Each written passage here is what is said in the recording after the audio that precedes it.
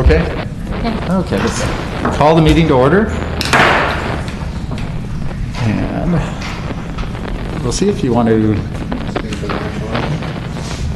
pledge first, then attendance. I pledge allegiance to the flag of the United States of America and to the republic for which it stands, one nation, under God, indivisible, with liberty and justice for all.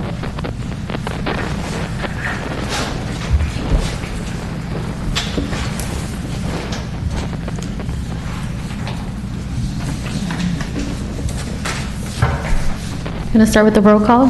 Welcome, Commissioner Smith. Here. Vice Chairman Glass. Here. Chairman Hewart. Here. And Commissioner Say. Here.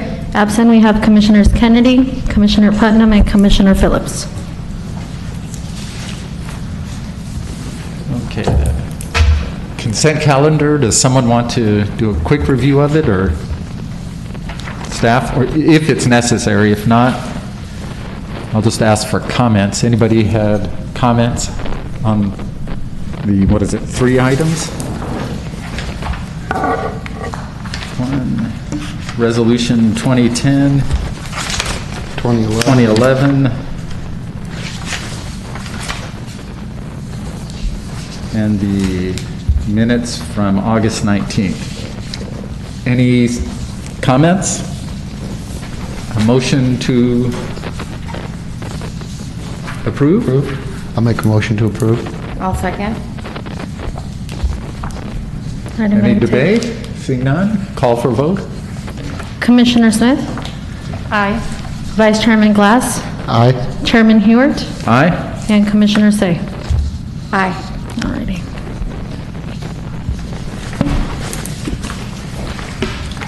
So this could be a really fast meeting. Our agenda item number 1 was withdrawn.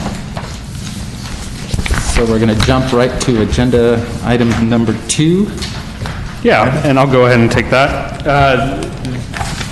Agenda item number 2 is a public hearing for an application for a variance to allow for the additional placement of a sign that exceeds the maximum permitted size allowed by the Avalon Municipal Code. This is found in section 9-7.709J on the face of the property located at 125 Sumner Avenue. This is the property that the Hotel Atwater is at. The owner of the project is the Santa Catalina Island Company, and the project applicant, who is actually here in the audience, is Carl Schmeck, who's the Vice President of Design and Development. The property, the Hotel Atwater, is located in the city's commercial zone. The proposed sign by the applicant is approximately 4.4 square feet, and it's located in the north side of the portico. The portico has an existing approved encroachment permit and approved signs for the east and south faces. The north face of the building, for which the Santa Catalina Island Company is seeking a sign permit and variance, has an existing 14 square foot mural sign that replaced a previous 47 square foot mural sign during extensive renovations to the hotel that were completed in mid-2019. And in the staff report, it was erroneously stated that it was a 14,000 square foot. There was a decimal point that got converted into a comma, so I apologize for that. Under section 9-7.727 of the municipal code, it states that the planning commission may approve variances provided that they find the issuance of variance does not result in material damage, is not detrimental to the public safety and welfare, and meets a series of procedural requirements. Additional requirements includes that the variance does not constitute a granting of special privilege. It is not inconsistent with the use of the surrounding properties in the immediate location, and that it overcomes practical difficulties and prevents unnecessary hardship. After reviewing the Santa Catalina Island Company's application, staff has determined that they meet the code's criteria and requirements for a variance, and as such, staff is recommending that the Planning Commission approve the variance request to allow the installation of the proposed 4.4 square foot sign on the north side of the portico. I'm available for any questions, and I also have, as stated before, Carl Schmeck with the Island Company, who also has some additional figures which are included in the packets as well. And he's available for any questions. Any questions for staff before we open the public hearing? None? Actually, I've got a question / just observation clarification. When I look at one of the photographs, it shows the streetscape, and it shows the Glenmore having pretty much The same thing. the same thing that the Atwater's applying for. I mean, that's, On the Ronnie. Yeah, On the other essentially. side? Yeah, Okay. you're looking at that little canopy sign that they have over there. Yeah. That's a little bit different. This is, because it's a portico, they have an encroachment permit, but it's essentially the same thing. They're yeah, they're looking visually for a variance it's for- similar. Okay, thank you. Yeah, same visual aesthetics. Okay, I'm going to open the public hearing. Public hearing's opened. Anybody would like to talk? Yeah. State your name and address and... Al, yes. You hear me okay? Carl Schmeck with the Island Company, 150 Metropole. Ladies and gentlemen of the commission, thank you for hearing me tonight. I wanted to just go through a couple of those exhibits. I think they're in the packet and it should be self-explanatory, but wanting to be here to explain why we're asking for the variance and answer any concerns you might have. The previous mural sign had adorned the building for, as far as we can tell, most of its history. The oldest images we have of the building have this 47, approximately 50 square foot mural, and as part of the extensive renovation, we wanted to kind of pay a tribute to that history. And so as an homage to that gesture, we included the 14 square foot sign, which now mural sign, which now is occupying all of our frontage for that area. So what we're requesting is it's a small, less than 5 square foot sign. It's raised metal lettering. It is, since you pointed out, similar to the one that's on the Glenmore. And the reason why we're asking for this is really about wayfinding and about pedestrian access. As you well know, this is probably the most common route for guests to come and accessing the hotel. It's in the visual cone and kind of where you'd be looking for signage if you're trying to navigate through the city. And this particular face is, we believe, pretty key to finding that. So it would be mounted on the north side, which is the right side of the image that you're seeing here. There would be other similar lettering that's already been approved, as Mike pointed out. And so it's just the variance for the one side. It's as simple as that. There's a small rendering of what that might look like approximately in the lower right hand of the screen here. And if there are any questions, I'm happy to field those. Good. I don't have any questions. Huh? Thank you so much. Thank Thank you. you. Anybody else wish to testify? I have no public comment. Okay. I'm going to close the hearing. I think it just makes sense. It's a shame we didn't do it all at the same time, all three sides, because it's where your eye goes, that's how you're going to get there. They reduced the mural replacement, it's much smaller than what used to be there, by 36 square feet, which is quite a bit. I would make a motion to, well, if you guys want to still discuss it, otherwise I'd make a motion to approve. I walked there, and when they took out the old signage, I mean, that was pretty big and noticeable. And that, it is smaller on the base of the building, so I think it makes sense. And then I did actually look around to see what was around, and I noticed the Glenmore, and I noticed Antonio's, and there's quite a bit of signage, and I don't think it's out of place at all. So, you make a motion? I made a motion to approve. I'll second. Okay. Any other discussion? No? Okay. Call for a vote. See. Commissioner Smith? Aye.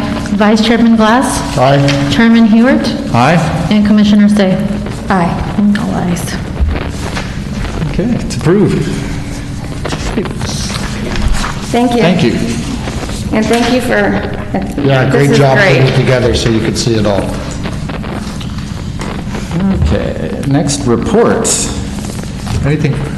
Yeah, I just had a couple announcements to make. One of them is as mentioned previously at an earlier Planning Commission meeting, we were looking to do a training, and one of the thoughts that we were brainstorming is rather than commit the Planning Commission to an additional day of training, it's going to be a little bit lighter of an agenda, very similar to here on October's meeting. So what are the commissioners' thoughts about coming in about an hour earlier to do the training? This first initial training will be more of a Planning 101, one for the benefit of our new planning commissioner, but the other part of that will be helping to set the stage of what projects we've got coming up in the planning world. We're going to be coming back, and I'll announce one of these opportunities to have some planning commission feedback in, but we wanted to kind of plant the seed at that time on some upcoming projects, and to also solicit some additional training opportunities. I know there were some other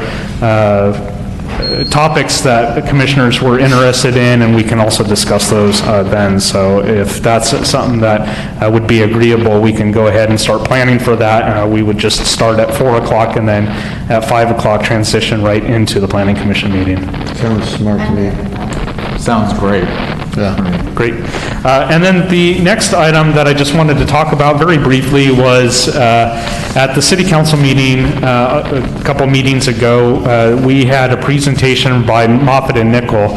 Moffitt and Nichol was recently brought on as a consultant for the city. The city has two different grants. We have a Caltrans grant that talks about sea level rise and climate change adaptation planning, but more from a transportation standpoint. So this is looking at our transportation network, our critical infrastructure that is vulnerable to climate change, things like the Cabrillo Mall, the Southern California Edison plant, our revetment, the Pebbly Beach Road, all along the moorings and whatnot. The other grant that we've got in a very similar fashion is for a sea level rise and climate change, but more broader in scope than just the transportation infrastructure, and that's with the California Coastal Commission. So what we've done is we've kind of combined the efforts. We're going to be moving forward in developing that plan, but really what we wanted to do in developing that plan was really seek out meaningful community engagement. And so